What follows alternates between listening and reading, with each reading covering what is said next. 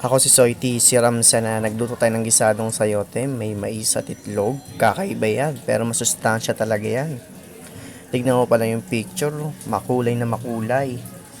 Sarap talaga. Ayun yung procedure, ayun yung trailer natin. Pinapakita ko lang kung ano yung itsura niya pagkaluto. So ayun, masarap no. Parang nag-ano ka lang na ampalayang itlog, pero pinagkaiba sayote yan. Ayun yung rekado, yung mais, yung sayote.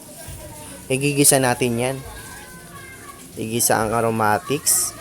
Sarap talaga nito. Lalo na yung amoy. Ang bango ng amoy nito guys. Try nyo na.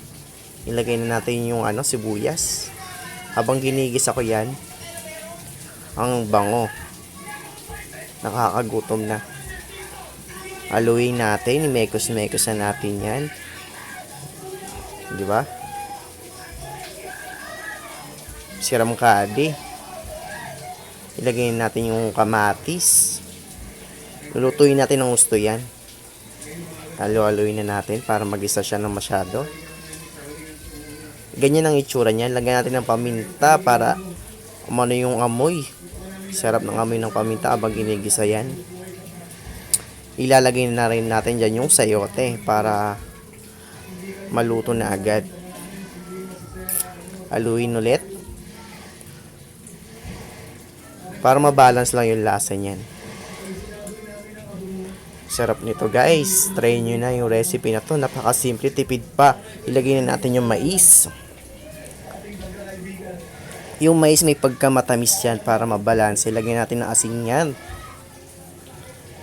Tapos mekos-mekos na natin yan. Yung plastic na nakita nyo, tinanggal ko yan guys ha. Dumikit lang yan. Haluin na natin. Sarap nito. Panoorin nyo yung video guys hanggang matapos. Takpan para mabilis maluto. Ayan, luto na. Malambot na yan. Haluin na natin yan. Para well balance yung lasa.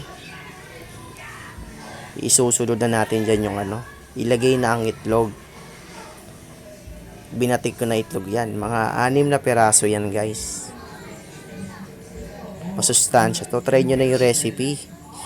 Kay Soiti lang yan. Ayan, kumukulo na. Takpan ulit para maluto. Ayan, luto na guys. Oh. Aaluin na natin yan. Kasi yung ilalim niyan baka masunog. Ayan, haluin na natin. Ganyan yung pagkalo, dahan-dahan lang. Ayan, lupaluto na ito. Siram sa nakarisura ako. May namigkaon na kita.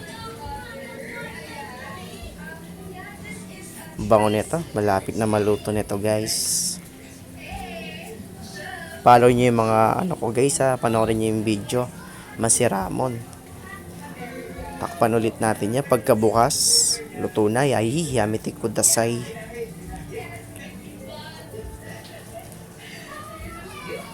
Ganda tignan niyan guys oh. Ayan na itsura. Sarap nito. Try nyo na yung recipe guys.